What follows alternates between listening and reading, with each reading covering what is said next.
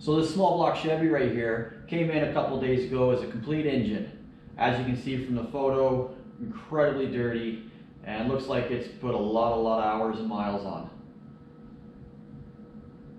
So now that I got it all stripped apart and cleaned and it looks like this, which is much more pleasant to work with, I've been able to have a peek into what we got to work with.